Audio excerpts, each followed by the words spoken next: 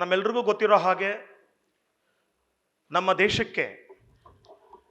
ದೇಶಕ್ಕೆ ಏನಾದರೂ ಒಂದು ಸ್ವಾತಂತ್ರ್ಯ ಸಿಕ್ಕಿ ನಮ್ಮ ದೇಶದಲ್ಲಿ ನಮ್ಮದೇ ಸರ್ಕಾರಗಳನ್ನು ರಚನೆ ಮಾಡ್ತಕ್ಕಂಥ ಹಕ್ಕು, ನಮ್ಮ ದೇಶವನ್ನು ನಮ್ಮದೇ ಕಾನೂನುಗಳ ಆಧಾರದ ಮೇಲೆ ನಡೆಸುವಂಥ ಹಕ್ಕು, ಇದೆಲ್ಲವೂ ನಮಗೆ ದೊರಕಿದ್ದೆ, ಇದೆಲ್ಲವೂ ನಮಗೆ ಬರಲಿಕ್ಕೆ ಕಾರಣವೇ ನಮ್ಮ ದಟ್ ಫ್ರೀಡಮ್ ಆಫ್ ಸ್ಪೀಚ್. ಆವತ್ತಿನ ಕಾಲಘಟ್ಟದಲ್ಲಿ ನಮ್ಮ ಅಭಿಪ್ರಾಯಗಳನ್ನು ವ್ಯಕ್ತಪಡಿಸಿ ಆ ಅಭಿಪ್ರಾಯಗಳ ಜೊತೆಗೆ ಜನರನ್ನು ಜಾಗೃತಿ ಮಾಡಿಸಿ, ಆ ಜಾಗೃತಿಯ ಪ್ರಕ್ರಿಯೆ ಒಳಗೆ ನಮ್ಮ ಜಾಗೃತಿಯ ಜೊತೆಗೆ ನಮ್ಮ ವಿರೋಧಿಗಳಿಗೂ ಕೂಡ ತಮ್ಮ ಬಗ್ಗೆ ನಾವು ಅರಿವನ್ನು ಮೂಡಿಸಿದ ಪರಿಣಾಮವಾಗಿ ನಾವು ಸ್ವತಂತ್ರಗೊಂಡ್ವಿ. ಮತ್ತೆ ನಮಗೆಲ್ಲ ಗೊತ್ತಿರೋ ಹಾಗೆ if you look at the whole evolution of the states throughout the world, ಈ ಜಗತ್ತಿನಲ್ಲಿ ರಾಜ್ಯಗಳು ಹೇಗೆ ಸ್ಥಾಪಿತಗೊಂಡವು, ಸರ್ಕಾರಗಳು ಹೇಗೆ ಸ್ಥಾಪಿತಗೊಂಡವು ಅಂತ ನೋಡಿದಾಗ ನಮ್ಮೆಲ್ಲರಿಗೂ ಗೊತ್ತಿದೆ, ಜಗತ್ತಿನ ಬಹುತೇಕ ಅನ್ನೋದಕ್ಕಿಂತ ಎಲ್ಲ ರಾಷ್ಟ್ರಗಳು ಇವತ್ತು ಪೊಲೀಸ್ ಸ್ಟೇಟ್ ಇಂದ ವೆಲ್ಫೇರ್ ಸ್ಟೇಟ್ ಆಗಿ ಕನ್ವರ್ಟ್ ಆಗಿದ್ದಾವೆ. All the states have transform from the police to the welfare state. But the tragedy is in the modern day, we are again trying to return back to the police state. Welfare ಸ್ಟೇಟನ್ನು ಮುಗಿಸಿ ಮತ್ತೆ police ಸ್ಟೇಟ್ಗೆ ಹೋಗುವಂಥ ಒಂದು ಹುನ್ನಾರ ನಡೀತಾ ಇದೆಯಾ ಅಂತ. ಅದರಲ್ಲೂ ಕೂಡ ಬಹಳ ಮುಖ್ಯವಾಗಿ ವೆಲ್ಫೇರ್ ಬಗ್ಗೆ ಅತಿ ಹೆಚ್ಚು ಮಾತಾಡ್ತಕ್ಕಂಥ, ಸಾಮಾಜಿಕ ನ್ಯಾಯದ ಬಗ್ಗೆ ಅತಿ ಹೆಚ್ಚು ಮಾತಾಡ್ತಕ್ಕಂಥ, ಪ್ರಜಾಪ್ರಭುತ್ವದ ಬಗ್ಗೆ ಅತಿ ಹೆಚ್ಚು ಮಾತಾಡ್ತಕ್ಕಂಥ ಮತ್ತು ಪ್ರತಿನಿತ್ಯ ಸಂವಿಧಾನದ ಬಗ್ಗೆ ಮಾತಾಡುವಂಥ, ಸಂವಿಧಾನವನ್ನು ಒಟ್ಟಿಗೆ ಇಟ್ಕೊಂಡು ಇರುವಂಥ ವ್ಯಕ್ತಿಗಳು ಸಂವಿಧಾನವನ್ನು ಒಂದು ರೀತಿ ಕೊಲೆ ಮಾಡುವಂಥ, ಸಂವಿಧಾನವನ್ನು ಮುಗಿಸುವಂಥ ಕೆಲಸಕ್ಕೆ ಕೈ ಹಾಕಿದಾರ ಅಂತ ಅನುಮಾನ ಸೃಷ್ಟಿಯಾಗ್ತದೆ. ಯಾಕಂತ ಹೇಳಿದ್ರೆ ಒಂದು ಬಹಳ ಮುಖ್ಯವಾಗಿ ಯಾವುದೇ ಒಂದು ಕಾನೂನು ಮಾಡಬೇಕಾದ್ರೆ ಒಂದು ಬಹಳ ಮುಖ್ಯವಾಗಿ ನಾವು ನೋಡಬೇಕಾಗಿರ್ತಕ್ಕಂಥದ್ದು whether there is a constitutional ಸ್ಕ್ರೂಟಿನಿಗೆ ಅದು ಒಗ್ಗುತ್ತಾ ಅಂತ. ಸಂವಿಧಾನಕವಾಗಿಯೂ ಆ ಕಾನೂನು ನಿಲ್ಲಕ್ಕೆ ಸಾಧ್ಯ ಇದೆಯಾ ಅಂತ ಖಂಡಿತವಾಗ್ಲೂ ಇಲ್ಲ. ಅದು ಅವರೇ ಯೋಚನೆ ಮಾಡಬೇಕಾಗಿತ್ತು, whether we are doing is constitutional or not ಅಂತ. ನಮಗಿಂತ ಹಿಂದೆ ಮಾತಾಡಿದಂಥ ಹಿರಿಯರು ಕೂಡ ಹೇಳಿದ್ರು ಸ್ಪಷ್ಟವಾಗಿ, it is against the constitution, it is against the fundamental right. ಆಯಿತು, ಅದನ್ನು ಮೀರಿ ಮಾಡ್ತೀರಿ, ನಾಳೆ it comes to the judicial scrutiny, it comes before the court. ಇರ್ತಾರೆ, ಜನರು ಇದ್ದಾರೆ, ನೀವು ಹೇಳಿದ್ರೆಲ್ಲ ಒಪ್ಕೊಳ್ಳೋಕೆ ರೆಡಿ ಇಲ್ಲ, ನಮಗೆ ಸಂವಿಧಾನ ಹಕ್ಕನ್ನು ಕೊಟ್ಟಿದೆ, ಹಾಗಾಗಿ it will be question in the judiciary, ಅಲ್ಲೂ ಕೂಡ ಅದು ನಿಲ್ಲೋದಿಲ್ಲ. ಅದು ಅವ್ರಿಗೂ ಗೊತ್ತಿದೆ. ಬಟ್ ಆದರೂ ಕೂಡ ಯಾಕೆ ಇದನ್ನ ಮಾಡ್ತಾ ಇದ್ದಾರೆ? ನನಗನ್ಸೋದು ಬಹುಶಃ ಇವತ್ತಿನ ಸರ್ಕಾರ, ಯಾವ ಜನರು, ಮತ್ತೆ ಬಹಳ ಮುಖ್ಯವಾಗಿ ಇವತ್ತು ನಮ್ಮ ಸರ್ಕಾರ ನೆನೆಸ್ಕೋಬೇಕಾಗಿರೋದು, ಇವತ್ತು ಈ ಸರ್ಕಾರ ಈ ರಾಜ್ಯದಲ್ಲಿ ಆಡಳಿತಕ್ಕೆ ಬಂದಿದೆ ಅಂತ ಹೇಳಿದ್ರೆ ಅದು ಕೂಡ ದಿ ಫ್ರೀಡಮ್ ಆಫ್ ಸ್ಪೀಚ್ ಆಧಾರದ ಮೇಲೇನೆ. ಯಾಕಂದ್ರೆ ಹಿಂದಿನ ಸರ್ಕಾರಗಳಿದ್ದಂಥ ಸಂದರ್ಭದಲ್ಲಿ ಆ ಸರ್ಕಾರ ವಿರುದ್ಧವಾಗಿ ಈ ರಾಜ್ಯದ ಎಲ್ಲ ಸಂಘಟನೆಗಳು, ಅದು ದಲಿತ ಸಂಘಟನೆಗಳಿರ್ಬೋದು, ರೈತ ಸಂಘಟನೆಗಳಿರ್ಬೋದು, ಕನ್ನಡಪರ ಸಂಘಟನೆಗಳಿರ್ಬೋದು, ಯಾವ್ಯಾವ ಥರದ ಸಂಘಟನೆಗಳಿದಾವೆ ಎಲ್ಲರೂ ಕೂಡ ಆ ಸರ್ಕಾರ ಮಾಡಿದಂಥ ತಪ್ಪುಗಳನ್ನು ಜನರ ಮುಂದೆ ತೋರಿಸಿ ಇವರು ಬಂದರೆ ಏನೋ ಬದಲಾಗುತ್ತೆ ಅನ್ನುವ ಆಶಾಭಾವನೆಯಿಂದ ಮಾಡಿದಂಥ ಭಾಷಣಗಳು, ಹೇಳಿದಂಥ ಮಾತುಗಳು, ಇವೆಲ್ಲವೂ ಕೂಡ ಈ ಸರ್ಕಾರ ಇವತ್ತು ರಾಜ್ಯದಲ್ಲಿ ಬರಲಿಕ್ಕೆ ಕಾರಣ ಆಗಿದೆ. ಆದರೆ ದುರಂತ ಇವತ್ತು ಈ ಸರ್ಕಾರ ಇದನ್ನ ಅಂದರೆ ಆ ಮಾತಾಡುವ ಹಕ್ಕನ್ನೇ, ನಾನು ಆವಾಗಲೇ ಹೇಳಿದಾಗೆ, it is not the bill or hate speech bill, it is a stop speech bill ಅಂತ, ಮಾತಾಡೋದನ್ನೇ ನಿಲ್ಲಿಸಿ ಅಂತ. ಯಾಕಂದರೆ ಒಂದು ಡೆಮಾಕ್ರಸಿ ಡೆಮಾಕ್ರಸಿ ಅಂತ ಹೇಳಿದ್ರೇನೆ, democracy is nothing but it is a government by discussion. ಅದು ಸರ್ಕಾರದಲ್ಲಿ ಮಾತ್ರ ಅಲ್ಲ, ಸಮಾಜದಲ್ಲೂ ಕೂಡ ಅಷ್ಟೇ. ಆದರೆ ಇವತ್ತು ಆ ಡಿಸ್ಕಷನ್ನು, ಆ ಮಾತು, ಆ ಟೀಕೆ, ಟಿಪ್ಪಣಿಗಳನ್ನೇ ತೆಗೆದುಕೊಳ್ಳೋದಕ್ಕೆ ನಾವು ರೆಡಿ ಇಲ್ಲ. ಯಾಕಂದ್ರೆ ಇದು ಈ ಪ್ರಶ್ನೆ ಬರ್ತಾ ಇದ್ದ ಅಕಸ್ಮಾತ್ ಏನಾದರೂ ಕಾನೂನುಗಳು ಇಲ್ಲದೆ ಇದ್ರೆ, ಆದರೆ ನಮ್ಮೆಲ್ರಿಗೂ ಗೊತ್ತಿರೋ ಹಾಗೆ BNS ಆಕ್ಟ್ ಅಲ್ಲಿ ಬಹಳಷ್ಟು ಅವಕಾಶಗಳಿದಾವೆ, ಕಾನೂನುಗಳಿದಾವೆ.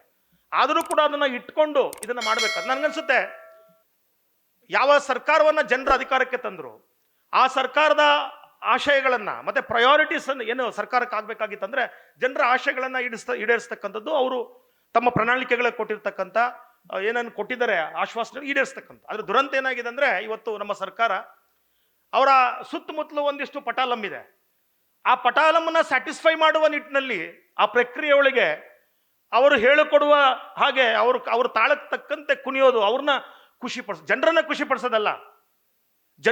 ಪಡಿಸೋದಲ್ಲ.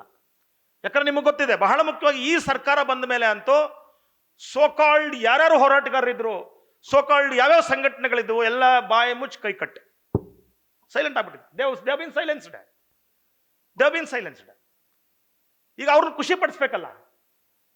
ಸೊ ಯಾರೋ ಒಬ್ಬರನ್ನ ನಾವು ಟಾರ್ಗೆಟ್ ಮಾಡಿ, ಯಾರೋ ಒಬ್ಬರನ್ನ, ನನಗೇನನ್ಸುತ್ತಂದ್ರೆ ಇದು ಬಹಳ ಮುಖ್ಯವಾಗಿ, ನಾನೊಬ್ಬ ಹೋರಾಟಗಾರನಾಗಿ ನೀವು ಯಾರನ್ನ ಟಾರ್ಗೆಟ್ ಮಾಡಿ ಇದು ಮಾಡ್ತಾ ಇದ್ದಾರೋ ನನಗೆ ಗೊತ್ತಿಲ್ಲ. ಆದರೆ ನೀವು ಮಾಡ್ತಾ ಇರುವಂಥ ಈ ಕಾನೂನು ಇದೆಯಾ, ನಾಳೆ ಕಾನೂನಾದರೆ ನನಗನ್ಸುತ್ತೆ ಇದು ದೊಡ್ಡ ಪ್ರಭಾವ ಬೀರ್ತಕ್ಕಂಥದ್ದು.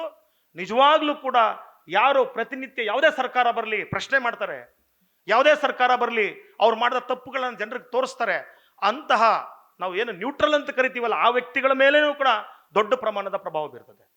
ಯಾಕಂದ್ರೆ ನಾವು ಸರ್ಕಾರವನ್ನು ವಿರೋಧ ಮಾಡೋಕ್ಕಾಗಲ್ಲ. ಯಾಕಂದ್ರೆ ಆ ಸರ್ಕಾರದಲ್ಲಿರುವ ಯಾವ ಒಬ್ಬ ಮಂತ್ರಿ ಯಾವುದೋ ಒಂದು ಜಾತಿಗೆ ಸೇರಿರ್ತಾನೆ, ಯಾವುದೋ ಒಂದು ಪ್ರಾಂತ್ಯಕ್ಕೆ ಸೇರಿರ್ತಾನೆ. Because everything is added in this bill, ಎಲ್ಲವೂ ಬರ್ತದೆ. ಹಾಗಾಗಿ ನಮ್ಮ ಜಾತಿಯವ್ರನ್ನ ಬೈದಿದ್ದೀರಿ, ನಮ್ಮ ಪ್ರಾಂತ್ಯದವ್ರನ್ನ ಬೈದಿದ್ದೀರಿ, ನಮ್ಮ ಭಾಷೆಯವ್ರನ್ನ ಬೈದಿದ್ದೀರಿ, ಹೆಂಗಸರನ್ನ ಬೈದಿದ್ದೀರಿ, ಗಂಡಸರನ್ನ ಬೈದಿದ್ದೀರಿ, ಥರ್ಡ್ ಜೆಂಡರ್ನ ಬೈದಿದ್ದೀರಿ, ಏನ್ ಬೇಕಾದ್ರೂ ಮಾಡ್ಬೋದು. ಸೊ ಹೀಗೆ ನನ್ಗನ್ಸುತ್ತೆ ಈ ಬಿಲ್ ತರೋಕ್ ಮೊದಲು ಕೂಡ ಬಹುಶಃ ಒಂದು ಸೀರಿಯಸ್ ಆದಂತ ಡಿಸ್ಕಷನ್ ಕೂಡ ಬಹುಶಃ ಆಗಿಲ್ಲ. ಕಾನೂನು ತಜ್ಞರನ್ನ ಕೂರಿಸ್ಕೊಂಡು, ಎಕ್ಸ್ಪರ್ಟ್ಸ್ನ ಕೂರಿಸ್ಕೊಂಡು ಒಂದು ಕನಿಷ್ಠ ಒಂದು ಡಿಸ್ಕಷನ್ ಡೈಲಾಗ್ ಅನ್ನು ಕೂಡ ಬಹುಶಃ ಮಾಡಿಲ್ಲ ಸರ್ಕಾರ ಅಂತ ನನಗಂತೂ ಅನ್ಸುತ್ತೆ. ಮತ್ತೆ ಬಹಳ ಮುಖ್ಯವಾಗಿ ಇವತ್ತು ಏನು ಈ ನಮ್ಮ ರಾಜ್ಯ ಸರ್ಕಾರ ಈ ಕಾನೂನನ್ನ ಮಾಡೋದಕ್ಕೆ ಹೊರಟಿದೆ, ನಾನು ಮೊದಲೇ ಹೇಳಿದಾಗೆ ತನ್ನ ಸರ್ಕಾರದ ಆದ್ಯತೆಗಳನ್ನ ಬಿಟ್ಟು ಸರ್ಕಾರ ಬೇರೆಯವರನ್ನ ಖುಷಿ ಪಡಿಸುವ ಗೋಸ್ಕರಕ್ಕಾಗಿ ಮತ್ತೆ ಒಂದಿಷ್ಟು ಜನರನ್ನ ಗಮನದಲ್ಲಿ ಇಟ್ಕೊಂಡು ಇಡೀ ಪ್ರಜೆಗಳ ಬಾಯನ್ನ, ವ್ಯವಸ್ಥೆಯ ಬಾಯನ್ನ ಮುಚ್ಚಿಸ್ಲಿಕ್ಕೆ ಪ್ರಯತ್ನ ಪಡ್ತದೆ. ಯಾಕಂದ್ರೆ ಯಾವತ್ತೂ ಕೂಡ ಒಂದು ಸಮಾಜ ಎವಾಲ್ವ್ ಆಗ್ಬೇಕಾದ್ರೆ, ಒಂದು ವ್ಯಕ್ತಿ ಆಗಲಿ ಒಂದು ಸಮಾಜ ಆಗಲಿ ಎವಾಲ್ವ್ ಆಗಬೇಕಾದ್ರೆ ಅದು only it is possible through the dialogue, it is only possible through the discussion. ಅಭಿಪ್ರಾಯಗಳು ವ್ಯಕ್ತಪಡಿಸೋದ್ರಿಂದ ಮಾತ್ರ ಅದು ಸಾಧ್ಯ ಆಗ್ತದೆ. ಮತ್ತೆ ನಾವು ನಮ್ಮ ದೇಶ ಸೆಕ್ಯುಲರ್ ದೇಶ ಅಂತ ಹೇಳ್ತೀವಿ, ಡೆಮೋಕ್ರೆಟಿಕ್ ದೇಶ ಅಂತ ಹೇಳ್ತೀವಿ, ಸಂವಿಧಾನ ಅದಕ್ಕೆ ಅನುಕೂಲ ಮಾಡಿಕೊಟ್ಟಿದೆ. ಆದರೆ ನಾವು we are going against this principles.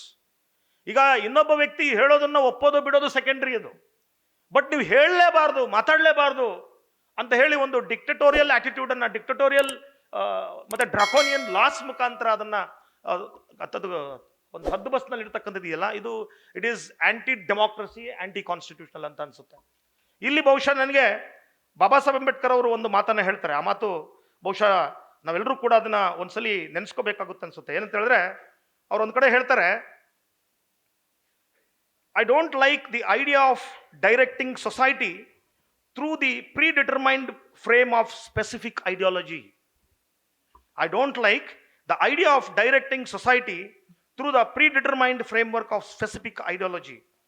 Society should always be in experimental state.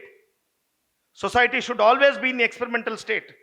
There should be scope for new ideas, thoughts and experiments. ಹೇಳ್ತಾರೆ, society should always be in an experimental state. There should be scope for new ideas, thoughts and experiments. No one can create an ideal society on the basis of one piece of writing. An ideal state is gradually attained only through experiment. There should be freedom for the development of man's mind. I would not like my chairs to be made by someone using a fixed mold. So Baba Saheb Ambedkar ಅವರೇ ಹೇಳ್ತಾರೆ, ನಾವು ಯಾವುದೋ ಒಂದು ಪೂರ್ವ ನಿಯೋಜಿತವಾಗಿರ್ತಕ್ಕಂಥ predetermined mindset ಅಲ್ತೋ ಯಾವುದೋ ಒಂದು ಸಿದ್ಧಾಂತ, ಒಂದು ಐಡಿಯಾ, ಒಂದು ಥಾಟ್ ಇಂದ ದೇಶ ಮತ್ತು ಸಮಾಜ ಬದಲಾವಣೆ ಆಗ್ಲಿಕ್ಕೆ ಸಾಧ್ಯ ಇಲ್ಲ.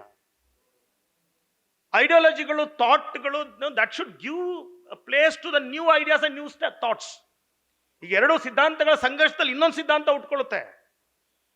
ಎರಡು ಸಿದ್ಧಾಂತಗಳ ಸಂಘರ್ಷದ ಪ್ರಕ್ರಿಯೆ ಒಳಗೆ ಹೊಸ ಥಾಟ್. ಆಮೇಲೆ ಮೇಡಮ್ ಹೇಳ್ತಿದ್ರು, ನಾವು ಈಗಿನ ಜನರೇಷನ್ ಇದೆಯಲ್ಲ, that is completely well informed generation. So the youth, the people knows what is right, what is wrong. ನೀವು ಅಲ್ಲಿ ಅದನ್ನ ಕೇಳಿಸಿಕೊಳ್ಳುವಂತ ನೀವು ಒಂದು ಫ್ರೀಡಮೇ ಕೊಟ್ಟಿಲ್ಲ ಅಂದ್ರೆ, ಆ ಸ್ಪೇಸೇ ಕೊಟ್ಟಿಲ್ಲ ಅಂದ್ರೆ, how can A new thought and new ideas can emerge? How can A society evolve? How can A state evolve? ಇವತ್ತು ರಾಜ್ಯ ಸರ್ಕಾರ, ಉದಾಹರಣೆಗೆ ನಾನು ಒಂದಿಷ್ಟು ಪಾವಗಡದಲ್ಲಿ ಹೆಚ್ಚು ಕೆಲಸ ಮಾಡ್ತಾ ಇದ್ದೀನಿ. ಅಂದ್ರೆ ಸರ್ಕಾರಕ್ಕೆ ಯಾವ ಆದ್ಯತೆಗಳು ಇರಬೇಕಾಗಿತ್ತು ಅದನ್ನ ಬಿಟ್ಟಿದ್ದಾರೆ ಅಂತ ಹೇಳೋದಕ್ಕೆ. ಉದಾಹರಣೆಗೆ Pavagada, I was shocked. Pavagada ಬೆಂಗಳೂರಿನಿಂದ ಒಂದು 200 ಕಿಲೋಮೀಟರ್ ದೂರ ಇದೆ. ಅಲ್ಲಿನ ಸಾಕ್ಷರತೆ, ಲಿಟ್ರಸಿ, ಅಲ್ಲಿನ ಶೆಡ್ಯೂಲ್ ಕಾಸ್ಟ್ ಪೈಕಿ the literacy rate is 21%. Schedule tribe literacy is 17%.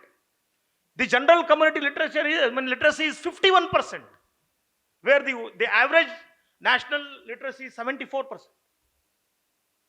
200 kilometre ದೂರದಲ್ಲಿರುವಂತ ಒಂದು ತಾಲೂಕಿನಲ್ಲಿ ಶಿಕ್ಷಣ ಇಲ್ಲ ಕಣ್ರಿ. ಅಲ್ಲೊಂದು ತಾಲೂಕು ಆಸ್ಪತ್ರೆ ಇದೆ. The government has sanctioned 14 doctors, but there are only 3 doctors. ಕಳೆದ ವರ್ಷ 8 ಜನ ಗರ್ಭಿಣಿಯರು ಸತ್ತೋಗಿದ್ದಾರೆ because there is no arrangements for the sterilization of the instruments. 8 ಜನ ಗರ್ಭಿಣಿಯರು ಒಂದೇ ದಿನ 6 ಜನ ಸತ್ತೋಗಿದ್ದಾರೆ. There is no blood bank. Not a single employment is generated there. Every people migrate to cities like Bangalore and Tumkur. ನಾನು ಪಾವಗಡದಲ್ಲಿ ಕೆಲಸ ಮಾಡ್ತಾ ಇರೋದನ್ನ ಪಾವಗಡದ ಬಗ್ಗೆ ಹೇಳ್ತಾ. This is the fate of almost all the talukas, most of the talukas. So what should be the priority of the government? ಇವತ್ತು ಜಗತ್ತು AI ಬಗ್ಗೆ ಮಾತಾಡ್ತಾ ಇದೆ, ಬೇರೆ ಗ್ರಹಗಳಿಗೆ ಹೋಗೋದ್ರ ಬಗ್ಗೆ ಮಾತಾಡ್ತಾ ಇದೆ. ನಾವು ಇನ್ನು ಮೂಲಭೂತ ಸೌಕರ್ಯಗಳನ್ನ ಪಡ್ಕೊಳ್ಳಕ್ಕೆ ಸಾಧ್ಯ ಆಗಿಲ್ಲ. It is shame on us. ಮೂಲಭೂತ ಶಿಕ್ಷಣ ಸಿಗ್ತಾ ಇಲ್ಲ, ಆರೋಗ್ಯ ಸಿಗ್ತಾ ಇಲ್ಲ, ಉದ್ಯೋಗ ಸಿಗ್ತಾ ಇಲ್ಲ, ಬದುಕಲಿಕ್ಕೆ ಅವಕಾಶ ಸಿಗ್ತಾ ಇಲ್ಲ. These are the priorities. But where are we heading? So ಈ ಪ್ರಯಾರಿಟೀಸ್ಗಿಂತ ನಾವು ದೂರ ಹೋಗೋಕೆ, ನಮ್ಮನ್ನ ದೂರ ಸರಿಸಲಿಕ್ಕೆ ಸರ್ಕಾರ ತನ್ನ ಜವಾಬ್ದಾರಿಗಳನ್ನ ತಪ್ಪಿಸ್ಕೊಳ್ಳೋದಕ್ಕೆ ಬಹುಶಃ they are moving from issues to the non issues. They are confusing us with the non issues. ಯಾವಾಗಲೂ ಕೂಡ ನಮ್ಮ ಇಶ್ಯೂಗಳಿಂದ ನಮ್ಮನ್ನ ಡೈವರ್ಟ್ ಮಾಡಲಿಕ್ಕೆ ಮುಂದೆ ತರದ non issues. This is not at all a issue, because there are already laws which are there to look into these kind of crimes. Where is a need to bring a new law? Where is a need to bring a new act? So ಹಾಗಾಗಿ ಸರ್ಕಾರ ಇದು ತರೋದಕ್ಕೆ ಮೊದಲು ಅದಕ್ಕೆ ಬೇಕಾದಂತ infrastructure ಸರಿ ಮಾಡ್ಕೋಬೇಕಾ ಅನ್ನುವ ಪ್ರಶ್ನೆಗಿಂತ ನನಗನ್ಸುತ್ತೆ ಈ ಕಾನೂನೇ ಬರಬಾರದು. ಮತ್ತೆ ಬಂದರೂ ಕೂಡ ನಾನು ಹೇಳಿದಾಗೆ it will not stand the scrutiny of the constitution as well as the scrutiny of the law judiciary. So ಹಾಗಾಗಿ ಇದ್ರ ಬಗ್ಗೆ ನಾವು ಬಹುಶಃ ನನಗನ್ಸುತ್ತೆ ಮತ್ತಷ್ಟು ಜಾಗೃತಿ ಮೂಡಿಸಬೇಕಾಗಿದೆ, ಸಮಾಜಕ್ಕೆ ತಿಳಿಸ್ಕೊಡ್ಬೇಕಾಗಿ. ಯಾಕಂದ್ರೆ ಸಮಾಜ ಏನಾಗಿದೆ ಅಂದ್ರೆ ಇವತ್ತು ಏನು ಕಾನೂನು ಅಂತ ನೋಡೋದಕ್ಕಿಂತ ಯಾರು ಕಾನೂನು ತಂದಿದ್ದಾರೆ ಅನ್ನೋದ್ರ ಮೇಲೆ ಇವತ್ತು ಬೇಕಾ ಬೇಡ ಅಂತ ತೀರ್ಮಾನಗಳಾಗ್ತಾ ಇದಾವೆ. ಬೇಕಾ ಬೇಡವಂತ ತೀರ್ಮಾನಗಳಾಗ್ತವೆ. No, it should not be the case. Issue ಮೇಲೆ ಆಗ್ತಾ ಇಲ್ಲ, ಇದನ್ನ ಯಾರು ತಂದಿದ್ದು, ಇಂಥವ್ರು ತಂದ್ರೆ ಅದು ವಿರೋಧ, ಇಂಥವ್ರು ತಂದ್ರೆ ಸರಿ. We are not going to look we are not trying to look what exactly it is. ನಮ್ಮ ಮೇಲೆ ಆಗುವ ಪ್ರಭಾವ ಏನು ಅನ್ನುವಂಥದ್ದು ನೋಡ್ತಾ ಇಲ್ಲ. ಈಗ ಹೇಳಿದಾಗ ಉದಾಹರಣೆಗೆ, ಈಗ ನಿಮ್ಮ ಸರ್ಕಾರ ಇದೆ, ನೀವು ನಿಮ್ಮ ವಿರೋಧಿಗಳ ಮೇಲೆ ಹಾಕ್ತೀರಿ, ನಾಳೆ ಇನ್ನೊಬ್ರು ಸರ್ಕಾರ ಬರ್ತಾರೆ, ನಿಮ್ಮನ್ನು ಕಳಿಸ್ತಾರೆ ಒಳಗೆ, ಅಷ್ಟೇ. ಆದ್ರೆ ಪ್ರಕ್ರಿಯೆ ಒಳಗೆ ಏನಾಗುತ್ತೆ, ನಿಮ್ಮ ಸೇಡುಗಳನ್ನ ದ್ವೇಷಗಳನ್ನ ತೀರಿಸ್ಕೊಳ್ಳೋ ಪ್ರಕ್ರಿಯೆ ಒಳಗೆ ಮಧ್ಯದಲ್ಲಿರುವಂತ ಸಾಮಾನ್ಯ ಪ್ರಜೆಗಳು ಮತ್ತೆ ನಮ್ಮಂತ ಆಕ್ಟಿವಿಸ್ಟ್ಗಳು, ನಮ್ಮ ಕತೆ ಏನು? So are you trying to suppress the voice of the people, voice of the activist?